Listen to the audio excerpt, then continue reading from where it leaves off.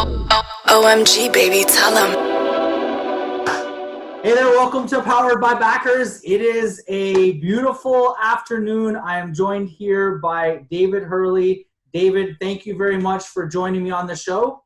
Yeah, guys, thanks for having me. Yeah, and you're in Toronto, so are you a Raptors fan? I did. I watched the game last see night. The game last night? That's a big shot. The big improbable shot by OG there. What are your thoughts? Where are the Raptors going? I think it's amazing. I think they're going to get next game 2 and take that series. Yeah? They've got a really good team this year. Yeah. Absolutely. Awesome. Okay, cool. What about you? I actually joked with some buddies. I said I think they're going to carry the momentum into game 4, 5, and 6 and basically close out the series, right? So I think that was potentially the sort of the TSN turning point. Although the people I was talking to were actually in Boston, so they don't know what TSN is. So it's sort of they don't have that expression down there, TSN turning point? Well, because TSN's Toronto's like the sports Toronto. It's a Canadian thing, right? So I was trying to figure out what the equivalent would be, like the ESPN turning point, but that doesn't really have the same doesn't roll off sort the tongue, of ring, right? Yeah. Well, I think they got used to Boston's their style of play. Yeah. And then now that they've adjusted, I think that we're just the better team. So with that adjustment, we'll you think we're the deeper, better team? Yeah. Man, to be honest with you, hockey's my game, so I'm talking a lot of crap right now. I'm pretending like I know what I'm talking about, but if it was hockey, I'd be more comfortable. Okay, we'll jump into hockey. Let me just do a quick bio so that people know who you are, and then basically you started out in sales before learning how to code.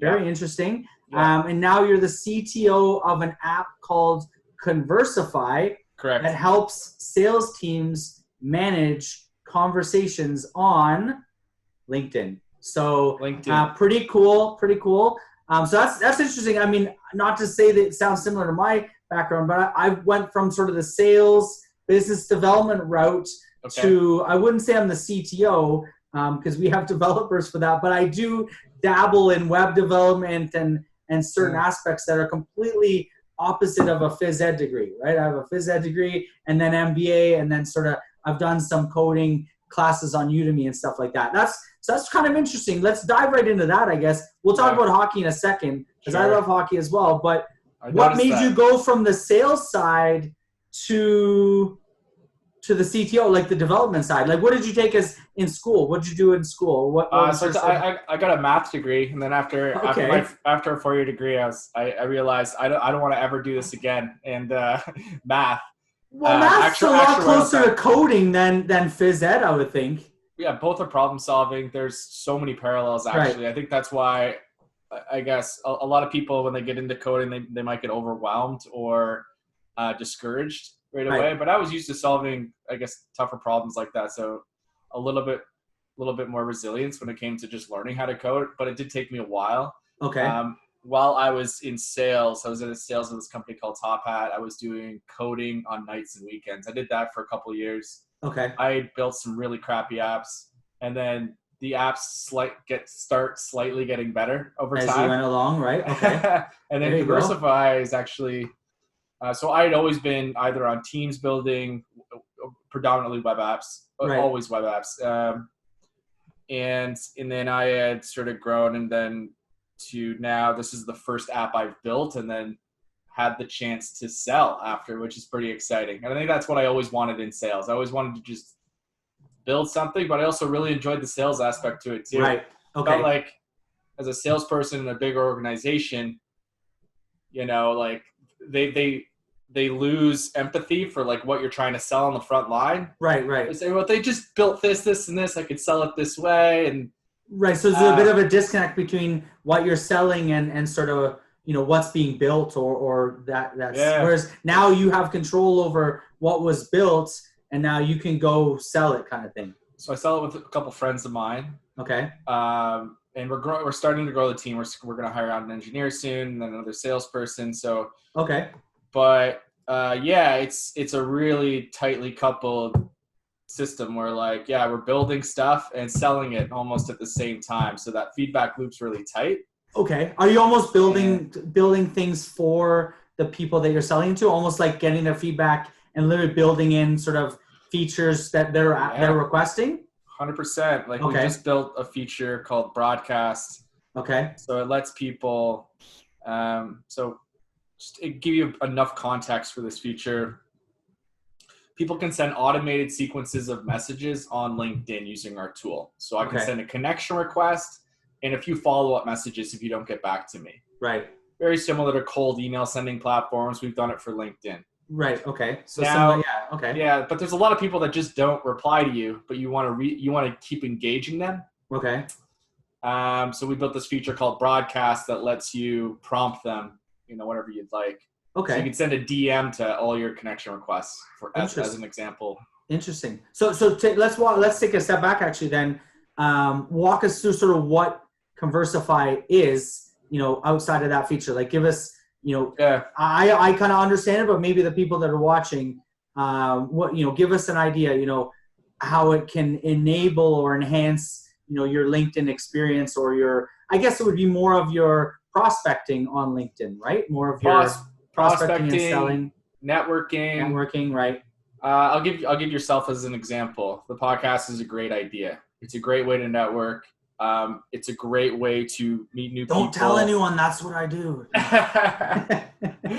And what you could do if you had any sort of a business focused podcast like that, right? Could reach out to potential guests. Yes. 40 new guests a day. Yes. We do 20. I send out 20 invites a day. So you're literally like manually. Yeah.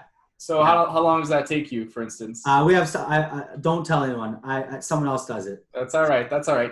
Well, you just think about. I did it. I've done it myself, but now, yes, I don't have the time to respond to everyone, so someone else handles it. Someone else handles manager, yeah. Sure. And a lot of companies approach that. Sales teams, because LinkedIn is this closed system, this very hard to use networking tool. Right. We've built Conversify on top of it. It's a very thin layer where you give Conversify a list of people that you want to reach out to. Right. We'll automate all the process and system around reaching out to those people with a very personal message and then some follow-up messages. We'll track everything for you. We'll show you who's responding, who isn't. And then we'll actually give you a new inbox so you could message those people afterwards using our inbox. A little bit more organized than LinkedIn inbox. It's a bit of a nightmare. Right. And then there's like features like Broadcast where like you can DM everyone in your network, or we'll suggest replies. We'll suggest what you should be saying. So there's a lot of small features here and there that really help the experience. But the idea being is that LinkedIn could just be it's a really good networking tool. Right. Just the UX of it sucks. Yeah. So we came in and said, listen, you should be automating a lot of these things. You should be adding intelligence to it. And that's what Conversify. That's right. So you're sort of the active campaign of traditional email. That's a good way to put it. Yeah. So what's MailChimp? MailChimp's a really good one. Yeah. People can get, or like there's cold like Woodpecker or Sending Blue. There's so many email tools. Okay. Email's a lot easier problem to solve technically. Right. LinkedIn's very hard. Okay. And that's what we took us about 6 months to just even get to this point. Like the websites, the web app is not what's hard. The hard part is automating all the different like human things we do in the browser, like finding people, clicking connect, writing a message. Right. Very difficult. But we figured it out. Yeah, no, that's amazing. So it just started in January, right? Like January 2020. So you're like 9 months in basically. 9 months into this, but it's something it started out as me consulting for about a year. Okay. And I had been consulting as growth for B2B sales teams, really any sort of technology startup. A lot of different types of funnels, but I kept coming back to LinkedIn saying, listen, your audience exists on this network. They're not as inaccessible as you think. Right. And it doesn't have to be time consuming. So I have a development background. So I said, like, let's in theory, you could build something around that process. So it was very custom to what company I was doing. And then eventually, I think in January, I had some really successful ones. I said, let's try and productize this. Right. The trouble with the product, though, it's one size fits all. So you come into one approach to LinkedIn that I think works for a lot of people. But maybe not everyone.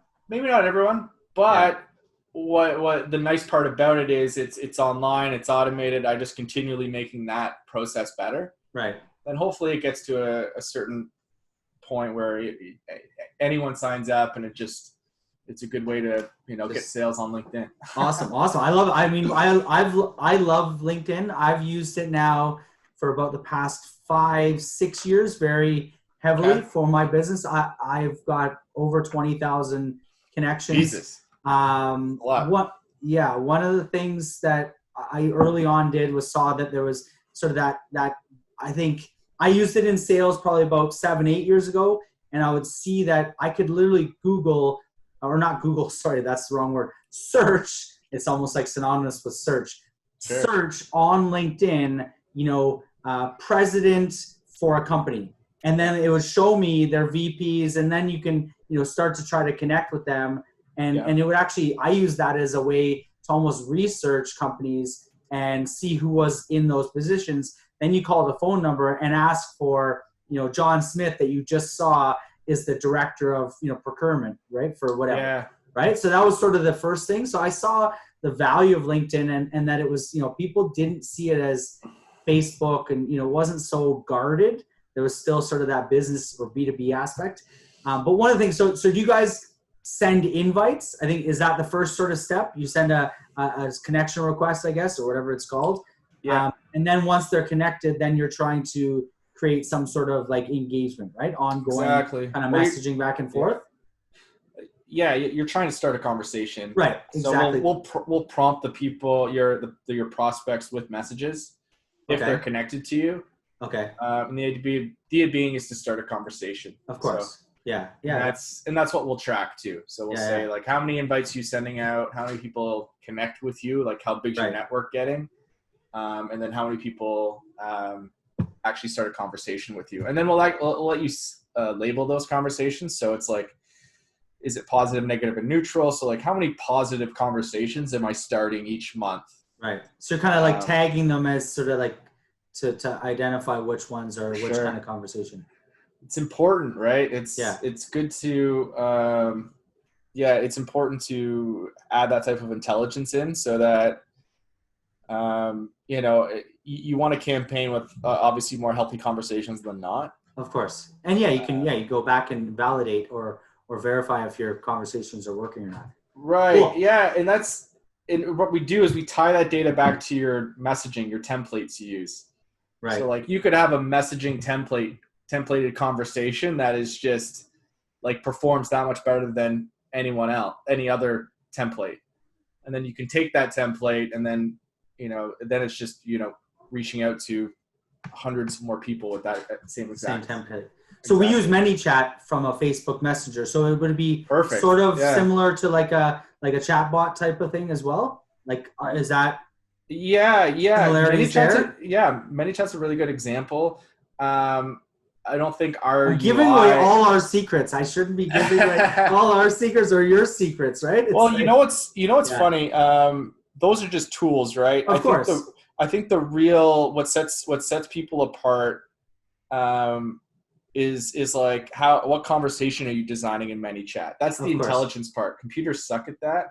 Yeah. They're really good at like, I can send a lot of automated messages. Sending automated messages on the internet, whether it's live chat, LinkedIn, email, it's all SMS, easy. Whatever. SMS, like there's technologies that will let you do it really easily. Yeah. Where see people fall down all the time, even with Conversify, is like, what are you actually saying? Who are you actually saying it to?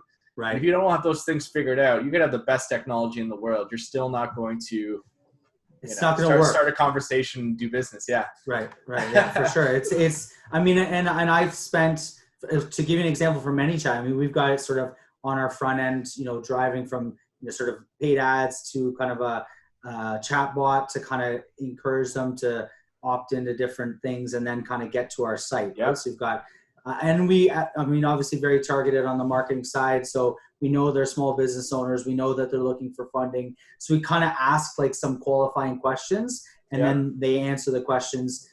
And in some cases, depending on how they answer, kind of goes in a tree there, one way, other way, right? Sort of branches. How long have you been running messenger ads? 2+ years. Yeah, right from the beginning or very close to the beginning, I think. It's what's interesting about those is I've run a ton of messenger ads for a company I used to work for. We did financial planning. It's like answer a few questions. Yeah. And we'll give you a financial plan, basically. And we used to have an online form that would convert at like $2 a lead acquisition. It was pretty cheap to acquire leads, at least. So we said, well, can we do that in a messenger ad? And it was actually higher converting, but you'd have to have someone manning those chats. And that ended up being more expensive, I guess, in terms of like people's time. And who actually manages the chats for those ads? So we use ManyChat. So literally, I've not to reveal the secrets, but I've spent many an hour. I also used to manage ads for other companies, and I started implementing ManyChat into their ad kind of campaigns. And so I've tweaked a whole bunch of different strategies with ManyChat.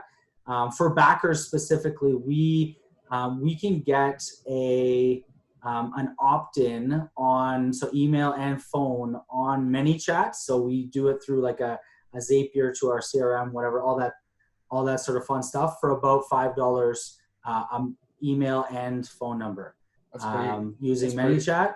And then we usually get so then we try to get them to opt in and sign up and register online for backers. We can get it in around $18 to $20 per registration. Actually, it changes. It's been as high as like $30, $35. That's like registering, signing up, agreeing to the terms, and basically becoming a client. These like mortgage broker leads? No. So we're a equity crowdfunding platform. So essentially, these are companies that are looking to raise capital by selling equity or shares in their business to the crowd, to the masses. So it's kind of like a retail investor onboarding platform for these companies. Okay. It's kind of like Kickstarter, but instead of giving away a reward like early first go at the product or some sort of reward, you actually are selling equity. So our platform is an equity crowdfunding platform. So we want to bring in entrepreneurs that are looking to take their idea, like Conversify. If you wanted to go raise capital, you can raise up to $1.5 million on our platform by selling equity. So a stake in your business to a large number of retail investors. Interesting. It does. What are the min check sizes? For the investor would be minimum $100 up to $2,500 for a retail investor and up to $25,000 for a accredited investor. Interesting, but how does that work? Like, wouldn't you have to can't you only have so many investors on your cap table? Like, how are you actually? This is the thing. So very good question. The OSC, Ontario Securities Commission, other securities commissions across Canada and the US, they have various sort of exemptions. So the one that we work under here in Ontario, and there's about 6 other provinces, it's called 45-108 Crowdfunding Exemption. You can, as a private company, you can raise up to $1.5 million from an unlimited number of investors, with a cap being $2,500 per investor and $25,000 for accredited investors. So 1.5 million, I'll use the number a million. It's sort of easy to break down. You could raise, let's say, 1,000 investors, $1,000 each. There's your $1 million.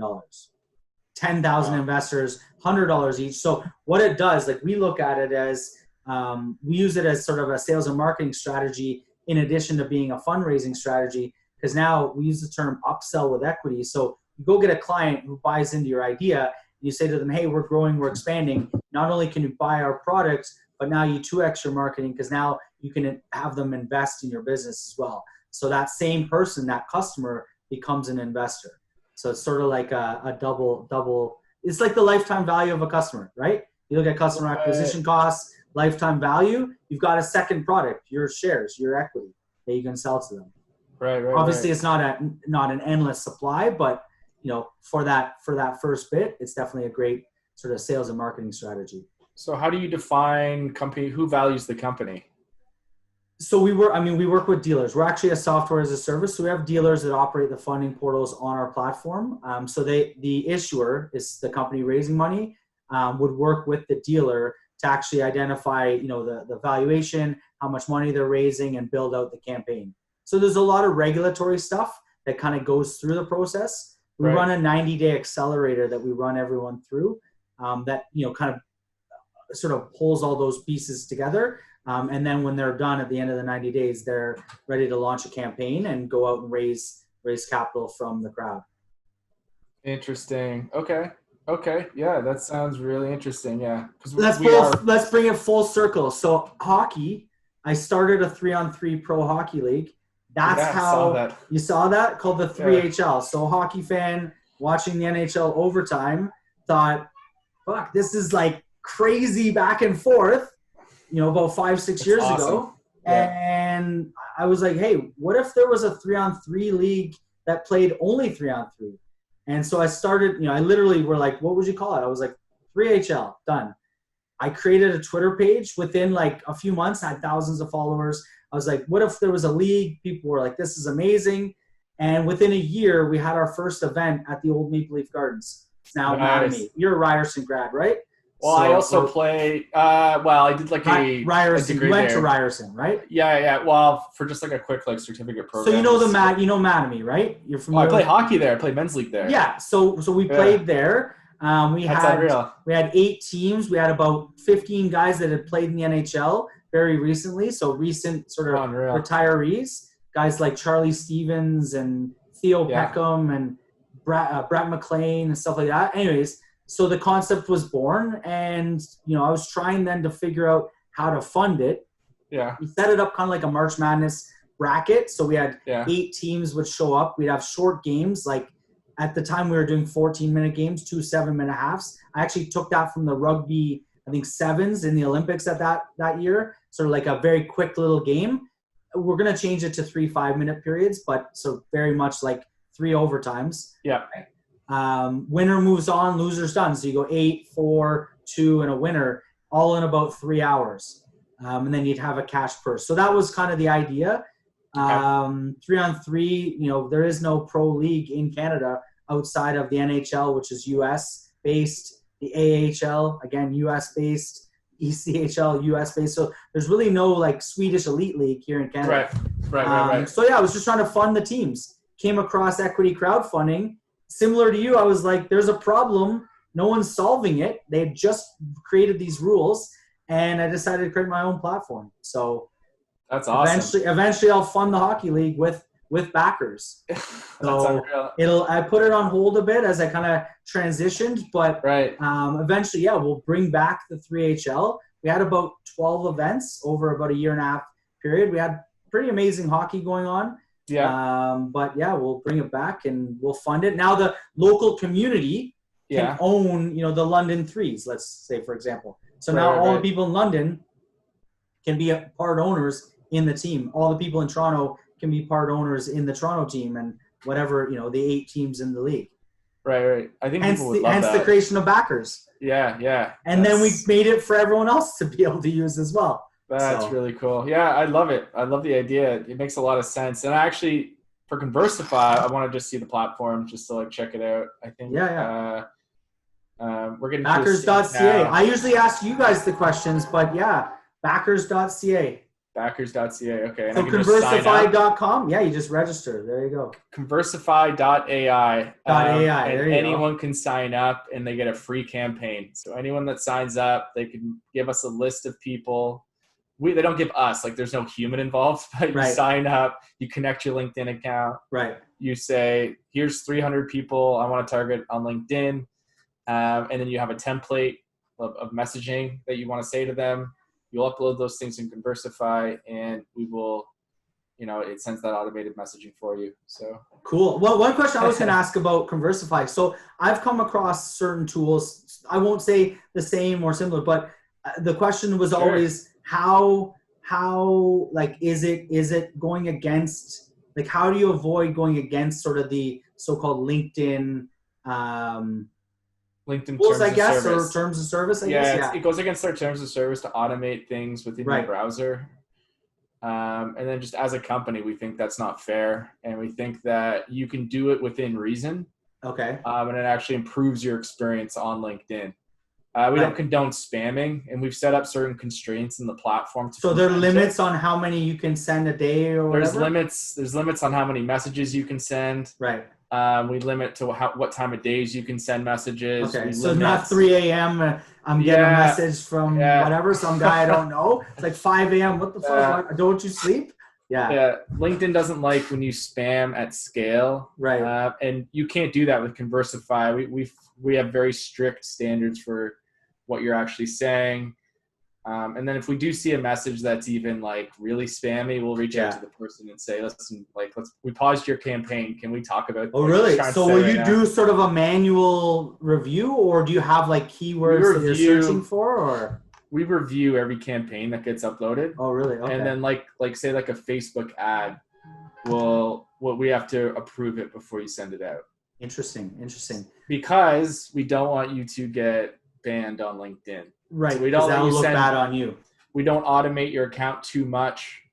We like do everything by the book, and that's all the research we've done. And then we said, listen, all these other tools on the market, DuckSoup, Need Alfred, like there's a whole, there's going to be even more, I think, in the next few years. So there are others out there.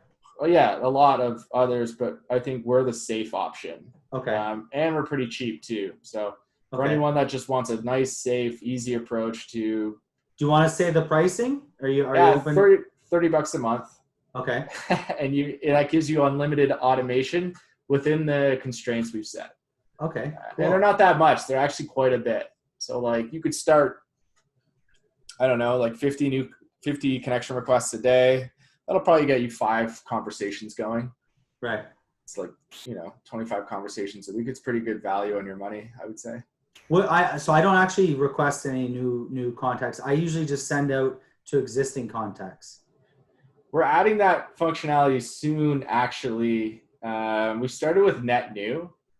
Okay. But that's just because we saw more demand for that. But yeah, people are trying to grow, right? Yeah. Going back to that first thing we talked about, like user feedback and stuff, everyone's asking for that. Everyone's like, listen, I have a network of 10,000 people. Right. I just want to engage with them. Yeah. Now, the reason we don't approach that problem, and I'm like 1 minute late for another meeting, so I gotta go. No worries. Is because we don't want to basically scrape everyone in your network and put it into Conversify. Right. Like we're not in the business of doing that. Okay, let me ask you one last question, because I ask everyone, we'll end it on this. If you had one word, you could go back. I mean, you seem you're fairly young already, but could talk to a younger David Hurley.